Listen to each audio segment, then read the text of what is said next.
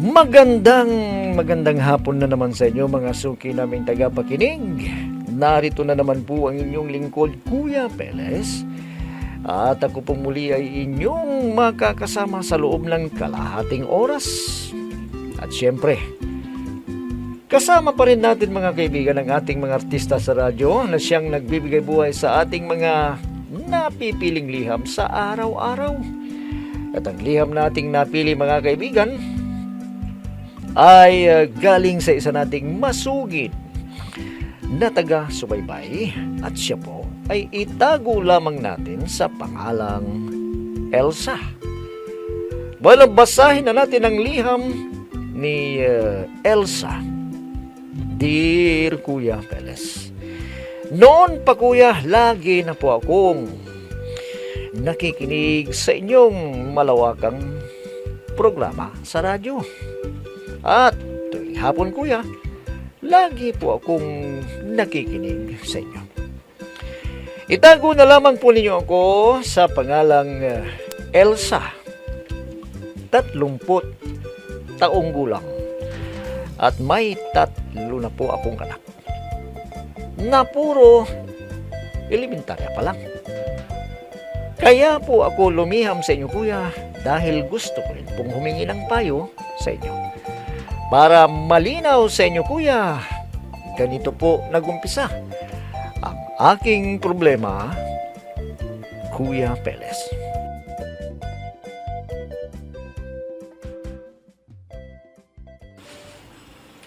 Saan ka ba galing ha, Elsa? Kanina pa, nandito yung mga anak mo. Doon sa karinderya ni Ate Mado. Anong ginawa mo doon? Naghuhugas ako ng mga pinggan. Sayang eh. Ano? Paano ang mga anak mong nag-aaral? Sinong susundo sa kanila? Kinausap ko na si Junior na hintayin na lamang niya yung dalawa niyang kapatid sa pag-uwi. At sabay-sabay na sila. Maliit pa yung dalawa. Tsaka isa pa, wala ka namang sinasabi sa akin na papasok kang dishwasher sa karinderya ni Ate Malo. Bakit? Sa palagay mo, papayagan mo ako pag sinabi ko sa'yo? Hindi naman masama na tumulong ka sa akin. Pero yung dalawang anak mo, grade 1 at grade 3 pa lang sila. Kinausap ko na nga si Junior na wag pabayaan ang dalawa niyang kapatid. Hintayin na lang niya pag-uwi. Malapit naman ang eskwelahan dito ah. Kahit na. Binibigay ko naman sa'yo ang sahod ko ah. Binibigay mo nga, pero kulang naman. Kung hindi kita tutulungan, mahihirapan tayo. Ang inaalala ko lang kasi, ang mga bata, wala nang susundo sa kanila. Baka magsawa yung si Junior na hintayin ang mga kapatid niya. Subukan lang niya. Makakatikim siya sa akin. Alam mo naman ang batang yan. Minsan, makulit din yan. Mas inuuna pa ang paglalaro kaysa sa mga kapatid niya. Alam mo, Menard, ginagawa ko to lahat para sa kanila.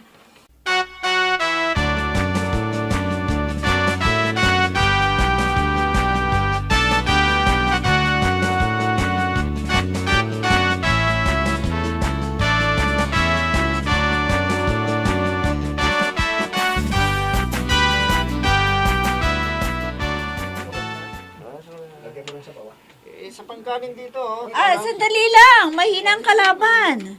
Wow. Dami namang kumakain dito sa inyo, Elsa. Ikaw pala, Joel. Kakain ka ba? Oo. Gutom na kasi ako eh. Nakita kasi na ikaw pala yung servidora nila ngayon. Kaya napadaan na lang ako. Wala kasi yung waitress na isa, kaya ako muna. Ay, ang ibig mong sabihin, hindi ka nagtrabaho dito? Dito nga. Kaya lang, dishwasher lang ako dito. Nagkataon na absent yung isang waitress nila, kaya ako muna. Teka ha, ibibigay ko lang itong order ng isang customer. Baka magalit. Diyan Sige ka lang, ha? sige. Ikaw, anong order mo? Ko na lang. Pwede bang ikaw na lang yung orderin ko? Ikaw talaga. Palabiro ka pa rin hanggang ngayon. Ikaw kasi, kung ako sanang pinili mo, hindi ka naghihirap ng ganito. Pwede ba? Nakaraan na yun. 3 lang anak ko. At isa pa, talaga sigurong hindi tayo para sa isa't isa. Elsa, mahal pa rin kita hanggang ngayon. Nakahanda akong tanggapin ka kahit 3 yung anak mo. Ibaling mo na lang sa ibang nararamdamang mo yan. Hindi na pwede. Ayokong masira ang pamilya ko. Elsa, pag-isipan mo mabuti yung sinabi ko sa'yo. Total, hindi pa naman kayo kasal ni Maynard. At anong oras na magpag-isip ka, nakahanda akong tanggapin ka, Elsa. Joel!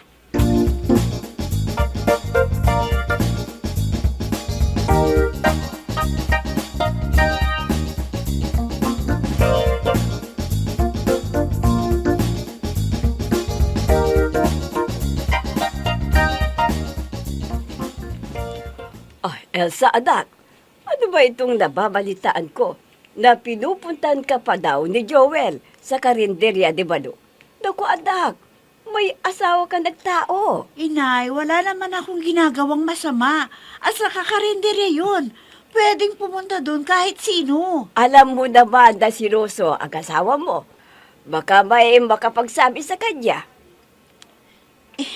Inay, wala naman akong ginagawang masama. Kaya wag kayong magsalita ng ganyan. Kahit na.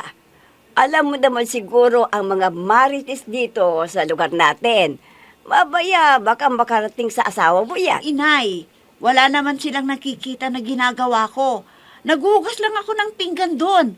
Wala akong pakialam sa mga taong yan. Basta ako, malinis ang konsensya ko. Wala akong ginagawang masama. Tapos. Ang mabuti pa siguro, habang maaga pa, sabihin mo na kay Medard na pumunta doon si Joel para wala kang problema.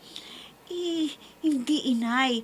Mamaya, sasabihin pa na may gusto pa ako kay Joel hanggang ngayon. Ano? Hahayaan mo lang na malaman niya sa ibang tao? Ganun ba? Bahala sila. Hayaan niyo ang mga yan. Wala silang magawa sa buhay nila. Sige, ikaw ang bahala.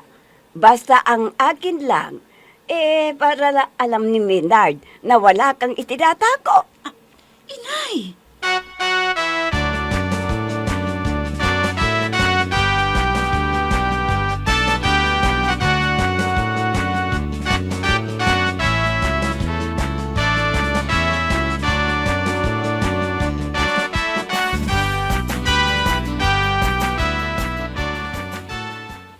Maynard, alam mo bang hanggang ngayon nakikita pa rin sina Joel at ang asawa mo? Kanino mo naman nabalitaan yan, Ate Gina? Ako mismo ang nakakita na galing dun sa karinderya na pinagtatrabawan ni Elsa si Joel. Siguro nataon na kumain siya doon. Ay, nako. Nagtanong ako doon. Madalas daw na nandoon si Joel kahit hindi kumakain. Anong ibig mong sabihin? Di ba? Dating manliligaw ni Elsa yang si Joel. Ha? Ay, naku, Maynard. Baka may ginagawa ng milagro yung asawa mo. Magmanman ka. Hindi naman siguro. Alam mo yang mga ganyan na pinag-uusapan, bumabalik sa kanila ang nakaraan. Kaya mag-ingat ka.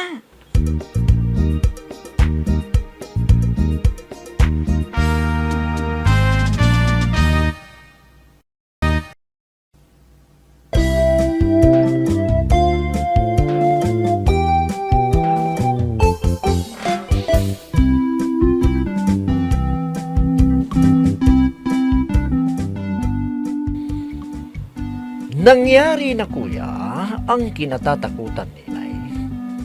Nalaman na nga ni Maynard na nagpupunta doon sa kalendarya si Joel. Dati kasi kuya na nanligaw sa akin si Joel at siya ang una kong nobyo noon. Kaya lang mas pinili ko si Maynard kasi siya naman talaga ang mahal ko. At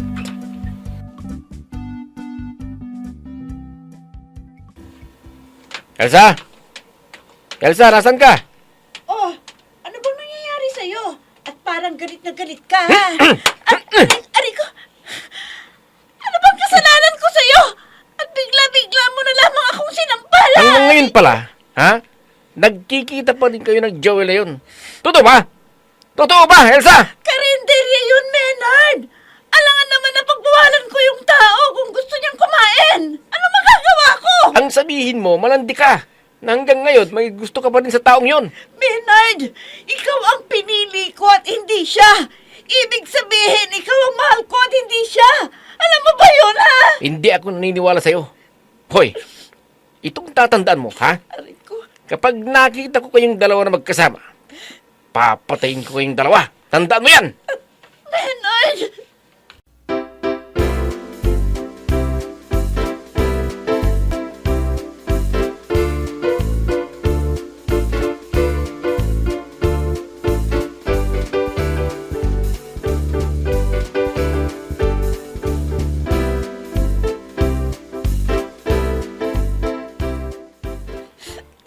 Inay, inaktan po ako ni Maynard. Ito na nga ang sinasabi ko sa iyo eh. Si Joel ang dahilan, ano? Opo, Inay. Sino bang nagsabi sa kanya na pumupunta doon si Joel sa pinagtatrabahuan mong karinderya? Inay, alam niyo may hinala ko ako. Baka yung ate niya na si Ate Gina. Dahil madalas siyang bumili ng lutong ulam dun eh. At minsan nakita niya kami na nag-uusap ni Joel. Ay, kaya naman pala eh. Di pinaliwanag mo sana sa kanya na kumakain lang doon si Joel at wala kayong ginagawang masama.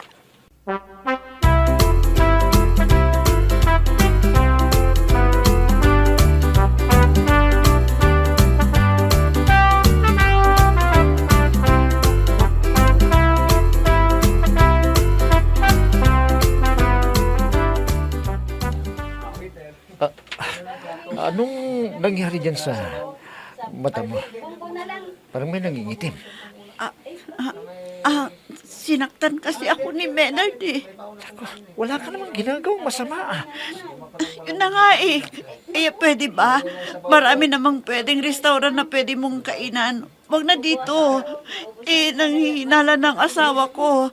Dahil may nakapagsabi sa kanya na madalas ka daw ditong pumunta. Para yun lang sinaktan ka na ng asawa mo. Hindi mo alam ang ugali ni Maynard, Joel. Kaya pwede ba? Tayuan mo na ako. May asawa na ako't anak. Napapahamak tuloy ako dahil sa iyo eh. Wala naman tayong ginagawa eh. Kahit na! Alam mo naman ang mga tao. Kung makapagsumbong, wagas. Elsa, kung hindi mo na kaya, sumama ka na sa akin. Lalayo na tayo. Ano bang pinagsasabi mo dyan? Umalis ka na. Baka may makakita na naman sa atin. At sakta na naman ako ng asawa ko. Kaya umalis ka na. Umalis ka na, Joel.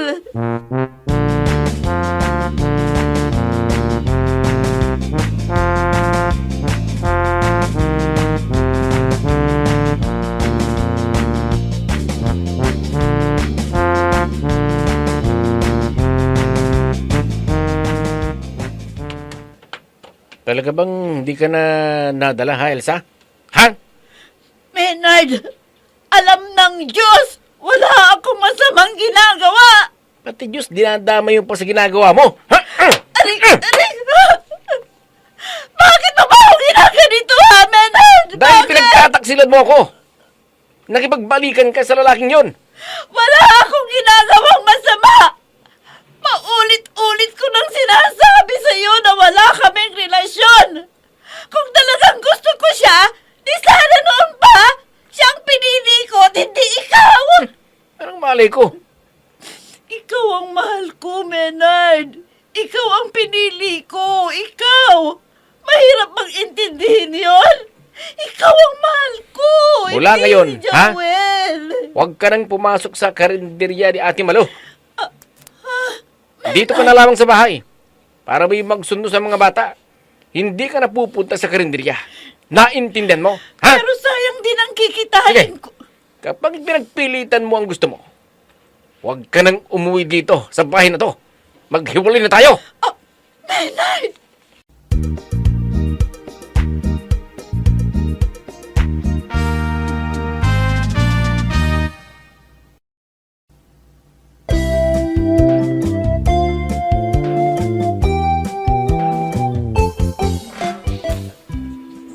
Sinasaktan na ako, kuya, ng aking asawa. Kahit wala naman akong ginagawang masama. Alam ng Diyos, kuya, malinis ang konsensya ko. Ang alam ko, kuya, may naninira sa akin. At may hinala ko, kuya, na baka ang ate niya ang nagsusumbong sa kanya na may relasyon kami ni Joel. Ano po ba ang dapat kong gawin, kuya? Sana po matulungan ninyo ako sa aking inilapit na problema. Lubos na gumagalang, Elsa. Elsa, alam mo, wala ka nang magagawa dyan sa asawa mo. Kahit na anong paliwanag ang gawin mo sa kanya, wala na dahil sarado na yung pag-iisip niya eh. Hindi ka na niya pinapakinggan. Ang ultimo remedyo siguro na gawin mo, sundin mo na lang siya. Umalis ka na sa karinderya na pinagtatrabaho mo. Huwag ka namang hinahin dyan sa trabaho mo. Para hindi ka na masaktan sa asawa mo. At kapag patuloy pa rin na sasaktan ka ni Maynard, abay, ibang usapan na yan. Ha? Ibang usapan na yan, Elsa. Pwede mo siyang idemanda ng pananakit sa'yo. Ha? Mahirap ang ganyan. Kahit wala siyang ebidensya pinaninindigan niya na nagtataksil ka sa kanya at may relasyon kayong dalawa ni Joel. At kahit na anong mangyari, huwag mong iiwan yung pamilya mo. At sumama kay Joel. Huwag mong gagawin yan. Dahil tuluyan nang masisira ang buhay mo kapag ginawa mo yan. Basta sa ngayon, umalis ka na muna sa kalenderya na pinagtatrabahuan mo. Gaya ng sinabi ng asawa mo. Yan lamang siguro ang tanging paraan para hindi ka na niya saktan. Total, kaya naman kayong buhay yan eh. Huwag ka nang manghinayang. Elsa, sa kikitain mo. Ha? Huwag ka namang hinayang. Alam naman siguro ni Maynard ang gagawin niya dyan para buhayin kayo. Basta ang importante ay hindi ka na niya saktan. Sundin mo na lang siya. Alam mo, Elsa, kapag ang lalaki ay siloso, ibig sabihin yan, mahal na mahal ka. Pero may mga pagmamahal na sobra naman. Yung tinatawag nilang lason na pagmamahal. Yun. Yung kaya ka na ng saktan. Kaya lang, Elsa, hindi pa naman masyadong malala ang pag-aaway ninyo. Basta sundin mo na lamang ang gusto ng asawa mo na umalis ka na muna sa kalendaryang pinagtatrabahuan mo. At siguro, ay doon lang mapapanatag ang pagsasama ninyong dalawa kapag sinunod mo siya. Bueno, yan na lamang sigurong masasabi ko sa iyo, Elsa. At naway kahit papaano ay napayuhan kita sa iyong inilapit na problema. Bueno mga kaibigan, hanggang bukas na muli sa ganito ring oras at timpilan, inyong abangan at pakinggan ang programang Peles at your service.